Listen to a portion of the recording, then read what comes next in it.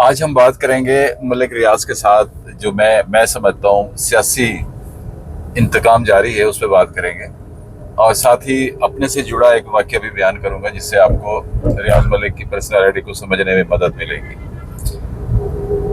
ریاض ملک نے اس ملک میں ایک خوبصورت چھوٹی چھوٹی سوسائٹیز انٹروڈیوس کرانا شروع کی، جو وقت کے ساتھ ساتھ ان سے بڑی خوبصورت سوسائٹی آپ کو پاکستان میں نہیں نظر آتی۔ اس میں کوئی شک نہیں کہ اس کے بعد بہت ساری سوسائٹیز اچھی بننا شروع ہو گئی، لیکن یہ سب کاپی تھی بحریہ ٹاؤن کی۔ آپ بحریہ ٹاؤن میں جائیں، آپ کی فیلنگ بدل جاتی ہے، آپ کو لگتا ہے کہ آپ کسی ایسے ملک میں، یورپی ملک میں آ گئے ہیں جہاں پہ خوبصورت بلڈنگیں ہیں، پارک ہیں، اور اس کے بعد صفائی کا بہترین انتظام ہے۔ ایک سسٹم کے تحت سارا کچھ آپ کو دیا جاتا ہے، جبکہ آپ دوسرے علاقوں میں یا دوسری سوسائٹیز میں جائیں تو بہت سے پرابلم آپ کو آتے ہیں۔ تو ملک ریاض ایک ایسی شخصیت جس نے پاکستان کو ایک بالکل ڈیفرنٹ انداز میں ایک لوگوں کو رہنے کے لیے خوبصورت سوسائٹیز دی۔ اب تھوڑی دیر کے لیے ہم اس کو بھول جاتے ہیں کہ ملک ریاض نے کہاں کہاں کرپشن کی یا نہیں کی، یہ بالکل ڈیفرنٹ سوال ہے، لیکن ہم تھوڑی دیر کے لیے بھول جاتے ہیں۔ ہم صرف آج کی بات کرتے ہیں کہ آج ایک دم ملک ریاض کے خلاف جو ہے وہ بہت لمبے ثبوت مل کے کل منسٹر انفارمیشن صاحب ایک لمبی چوڑی تقریر فرما رہے تھے اور بتا رہے تھے کہ جی آخرکار ہم نے پکڑ لیا ملک ریاض صاحب کو، اور ایک ہاسپٹل کے اندر وہ بہت ساری ان کی کارروائی چل رہی تھی، منی لانڈرنگ تھی وغیرہ وغیرہ، یہ سب کچھ انہوں نے بتایا اسپیشل آ کے سوشل میڈیا پہ۔ تو اس کے بعد میرا صرف سمپل سا ایک کویسچن ہے، 90 سے 92 سے 93 سے بحریہ ٹاؤن کا آغاز ہوا۔ وہاں میں نے اپنی ایک پہلے ولاگ میں اپنی ایک ملاقات کا ذکر کیا تھا جو ملک ریاض کے ساتھ میری تھی۔ میں نے ان کی تھوڑی سی زندگی میں ہیلپ کی تھی، اس وقت ملک ریاض کو کوئی نہیں جانتا تھا، اور ہم نے ایک روٹین میں کام کیا تھا۔ ملک ریاض کا نام بعد میں بنا۔ تو ملک ریاض کے حوالے سے یعنی 90 کی اگر ہم بات کریں، آپ 25 ہے تو 35 سال تو ہو گئے ہیں۔ 35 سال پہ اس بندے نے اس ملک پہ خاموش حکمرانی کی۔ خاموش اس لیے کہہ رہا ہوں کہ وہ کبھی سامنے نہیں آئے، بنیادی طور پہ وہ سادے آدمی ہیں، وہ سامنے نہیں آئے، لیکن ہر کسی کو پاور کا اندازہ ہوتا ہے، ہر کوئی پاور لینا چاہتا ہے۔ کون ہے جو پاور نہیں لینا چاہتا؟ وہ بھی پاور لینا چاہ رہے تھے اور پاور ان کے ہاتھ میں آ گئی تھی، اور پاور دی کس نے؟ ہم لوگوں نے دی، پولیٹیکل لوگوں نے دی، بیوروکریٹس نے دی، ریٹائر فوجی افسروں نے دی۔ تو اس چیز کو مانے نا یار، اس چیز کو مانے نا یار کہ آپ نے ملک ریاض کو مضبوط کرنے میں آپ سب نے ساتھ دیا۔ اب کوشچن یہ بنتا ہے کہ صرف ملک ریاض کے خلاف کارروائی کیوں؟ آپ نے اگر کارروائی کرنی ہے، ان 35 سالوں میں کوئی بھی بندہ، کوئی بھی ٹی وی چینل، کوئی اخبار، کوئی، خیر اس زمانے میں سوشل میڈیا نہیں تھا، ابھی بھی خیر سوشل میڈیا آ گیا تھا، تو ملک ریاض کے خلاف ایک لفظ بھی نہیں بولتا تھا، ایک لفظ۔ وہاں شوٹنگ کے دوران کوئی چھت گر گئی، بندے شندے مر گئے، کسی کی جرت نہیں ہوئی، کسی ٹی وی چینل کی، کسی نیوز کی جرت نہیں ہوئی کہ وہ خبر دے سکے، کیونکہ وہ مینج کیا کرتے تھے۔ مینج کیا کرتے تھے؟ لمبی کمرشل دے دیتے تھے تمام مالکان کو، ٹی وی مالکان کو، اور وہ ایک اچھا خاصا بزنس دے دیتے تھے جس کی وجہ سے ان کو کوئی پرابلم نہیں تھا اور وہ خاموش رہتے تھے۔ تو ملک ریاض نے ایک انٹرویو میں، مجھے یاد ہے، سلیم صافی کے ساتھ کہا، تو یار پاکستان میں فیلوں کو پہیے لگاتا ہوں، اور پہیے لگ جائیں تو یہاں کون سا کام نہیں ہوتا۔ سچ کہہ رہا تھا وہ بندہ، سچ کہہ رہا تھا کہ پاکستان میں آپ پہیے لگائیں، جس ڈپارٹمنٹ میں چلے جائیں، جس ادارے میں چلے جائیں، وہاں پیسے دیں، کرپشن ہو رہی ہے، پیسے دیں اور اپنا کام کروائیں، جائز ناجائز کام کروائیں۔ تو یہ کام انہوں نے بھی کیا۔ تو یہ کون سی ڈیفرنٹ بات ہوگی؟ جب ہر کوئی وہی کام کر رہا ہے تو اگر انہوں نے بھی کام کیا تو وہ کیوں آج زیر عتاب ہیں؟ بات صرف اتنی ہے کہ اگر پکڑنا ہے نا، ان ٹی وی مالکان کو پکڑیں جو آج تک اس کی ساری اگر آپ کے نزدیک کرپشن ہے ملک ریاض کی، انہوں نے چھپائے رکھی، پہلے ان کو پکڑیں۔ ان صحافیوں کو پکڑیں جو دن رات ملک ریاض کے گن گاتے تھے، ملک ریاض کے لیے کالم لکھتے تھے، ان کو پلاٹ دیے گئے، ان کو کروڑوں روپے دیے گئے۔ میرے خیال میں آدھے سے زیادہ میڈیا کے لوگ جو ہیں وہ پلاٹ لے چکے ہیں، وہ پلاٹ اگر نہیں لیا تو انہوں نے پیسے لیے ہوئے ہیں، ان کو کون پکڑے گا؟ یہ جو سوسائٹی بنائی گئی ہے، اگر وہ سرکاری زمینوں پہ قبضہ کیا گیا ہے، لوگوں کے زمینوں پہ قبضہ کیا گیا، اپروول کس نے دی؟ این او سے کس نے دیا؟ ان کو کیوں نہیں پکڑ رہے؟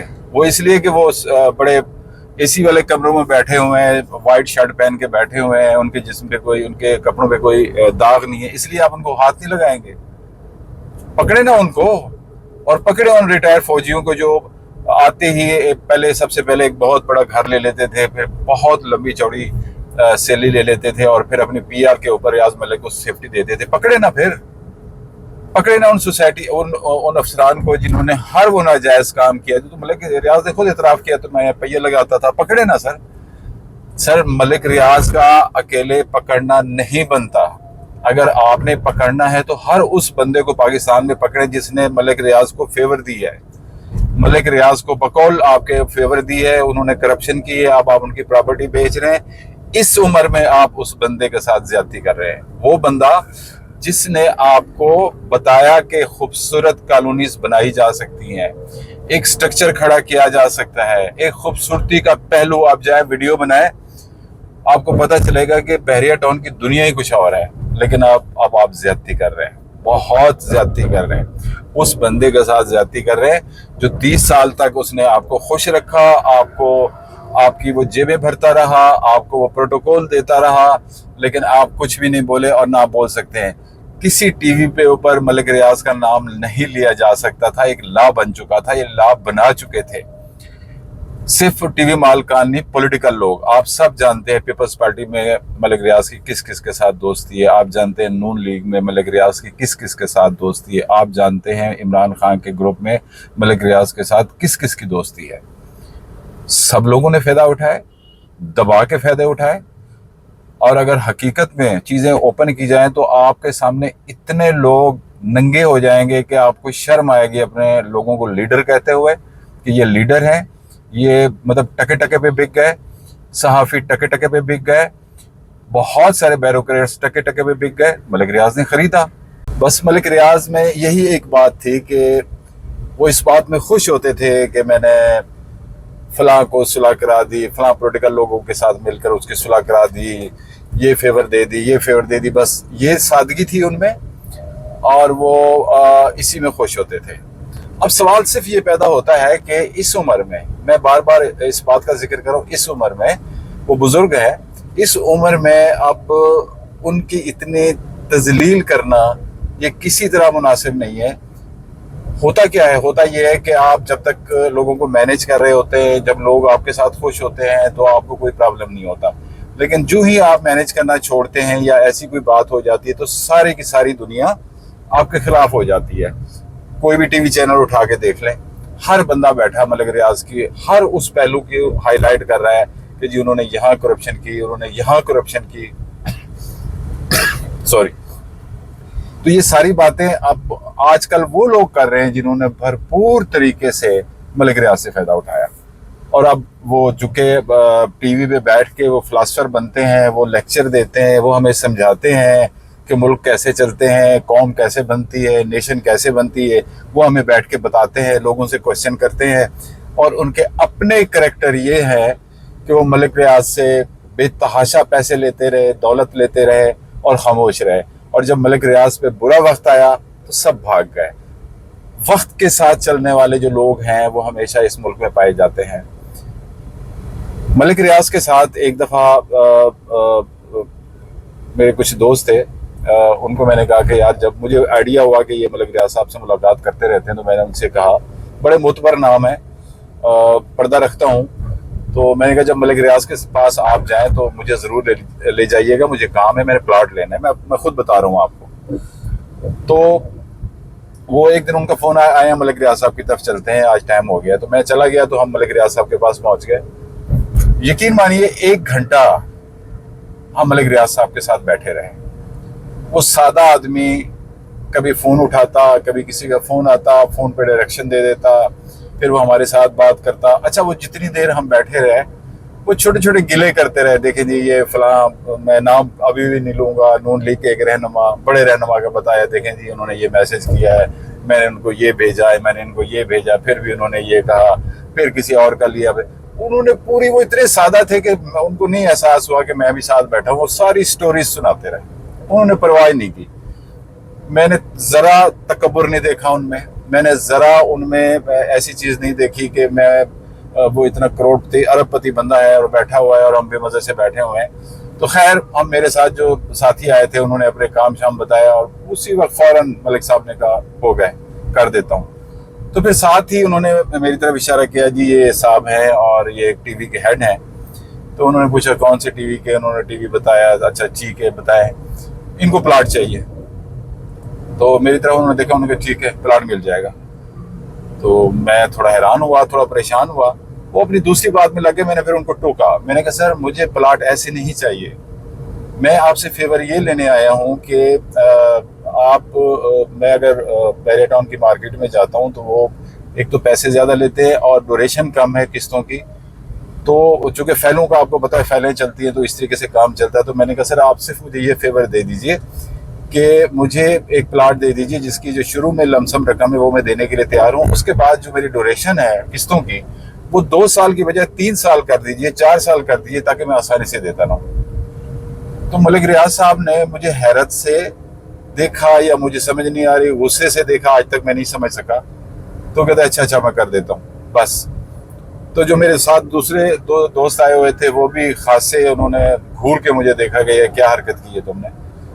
تو اللہ کا لاکھ لاکھ شکر ہے، ساری زندگی حلال کا کھایا ہے، تو میرا کوئی چکر نہیں تھا کہ ملک ریاض صاحب مجھے پلاٹ دے اور میں پلاٹ لے لوں، میں حامی بھی بھر لی تھی۔ خیر، انہوں نے مجھے کہا بیٹا آپ ایک کام کرو کہ جا کے دیکھو کون سے سیکٹر میں تمہیں پلاٹ چاہیے، کل آ جاؤ تم میرے پاس تو میں آپ کو کروا دیتا ہوں، کوئی مسئلہ نہیں۔ تو میں خوش ہو گیا۔ تو دوسرے دن میں نے جا کے اپنا سروے کیا، اور سروے کرنے کے بعد مجھے 2-3 جگہیں پسند آئیں، وہ میں نے لکھ لیں۔ میں پھر ان کے اسلام آباد، پہلے بھی ہم اسلام آباد والے گھر میں گئے تھے، اسلام آباد گھر میں گیا تو میں نے کہا جی ملک صاحب نے مجھے کہا تھا ملنے کے لیے۔ انہوں نے مجھے بٹھایا، بٹھانے کے بعد تھوڑی دیر بعد کہا جی آپ کل آ جائیں، آج ملک صاحب تھوڑے بزی ہیں۔ میں نے کہا ٹھیک ہے۔ دوسرے دن میں گیا ہوں تو دوسرے دن پھر وہی میرے ساتھ ہوا کہ جی آج بھی وہ بزی ہیں۔ تو میں نے یہاں سے اندازہ لگایا کہ یا تو ملک صاحب کو میرے ساتھ غصہ آ گیا ہے کہ میں ان کو پلاٹ آفر کر رہا تھا، انہوں نے پلاٹ نہیں لیا، یا پھر وہ مجھ سے ملنا نہیں چاہتے وغیرہ وغیرہ۔ تو میں واپس آ گیا، اور اس کے بعد آج تک میں نے ملک ریاض کی طرف پلٹ کے نہیں دیکھا۔ سٹوری صرف اتنی ہے کہ وہ بندہ میڈیا کے لوگوں کو نوازتا تھا، جس کی میں آپ کو اپنے سامنے آپ کو اپنی زندہ مثال دے رہا ہوں کہ کس طرح انہوں نے مجھے آفر کر دی تھی اور میں نے انکار کر دیا تھا۔ وہ میڈیا کے لوگوں کو موبلائز کرتا تھا، اور میرے سامنے جو بھی بندے تھے وہ بھی میڈیا کے تھے، اور جو کچھ ان کو موبلائز کیا، میں پھر وہی بات کہ پردہ رکھنا چاہیے۔ سمپل سی بات ہے، ملک ریاض کے ساتھ زیادتی نہ کریں، اس عمر میں زیادتی نہ کریں۔ اگر یہ سب کچھ احتساب کے نام پہ ہو رہا ہے تو پھر بہت ساری سوسائٹیز اس ملک میں بہت گند پھیلا رہی ہیں۔ آپ پہلے ان کو دیکھیں، آپ کو آئیڈیا ہو جائے گا اس کے بعد۔ لیکن آپ کیوں پکڑیں گے؟ کیونکہ وہ سوسائٹیز کے مالکان جو ہیں وہ منسٹر بھی ہیں، وہ پولیٹیکل لوگ بھی ہیں، وہ پاورفل لوگ ہیں، اب ان کو کوئی گرفت نہیں آئے گی۔ چونکہ ملک ریاض کے بارے میں ڈائریکشن آ گئی ہے، نیب کو ایکٹیو کیا گیا۔ نیب اب تک سوئی ہوئی تھی، نیند بہت اچھی آتی ہے نیب کو، تو وہ سوئی ہوئی تھی، اب اس کو سب کچھ یاد آ گیا کہ ملک ریاض نے بہت کرپشن کی ہے۔ تو میں اب بھی ریکویسٹ کرتا ہوں کہ نہ کریں، ایسا نہ کریں۔ اس ملک کو اس نے ایک خوبصورت ملک بنانے میں آپ کی بہت مدد کی ہے، لوگوں کو ایک اچھا رہنے کا گھر دیا ہے، فیسلٹیز دی ہیں، ٹرینڈ چینج کیا ہے، بیسٹ سوسائٹیز کی بنیاد ڈالی ہے۔ آپ ان کے ساتھ یہ زیادتی نہ کریں، اور اگر آپ نے یہ سب کچھ کرنا ہے تو پھر بلا امتیاز سب کے خلاف کیجیے۔ پھر پتہ چلے کہ اس ملک میں اب احتساب شروع ہو گیا ہے۔ اب کرپشن کے نام پہ جو لوگ بھی کرپشن میں ملوث پائے گئے ان سب کو پکڑیں گے۔ ریاض ملک کے ساتھ جڑے ہوئے وہ سارے لوگ جو 35 سالوں میں ان کی سپورٹ کرتے رہے، وہ کسی بھی طبقے سے ہیں، کسی بھی ڈپارٹمنٹ سے ہیں، جو بھی ہیں، کسی بھی پولیٹیکل جماعت کے ساتھ ہیں، ان کو ہم پکڑیں گے۔ اگر یہ آپ کریں گے تو لوگوں کا اعتماد بحال ہوگا، لوگ آپ پہ ٹرسٹ کریں گے، لوگ آپ کو سپورٹ دیں گے۔ لیکن اگر صرف ایک بندے کو آپ رگڑیں گے عمر کے اس حصے میں تو یہ زیادتی ہوگی۔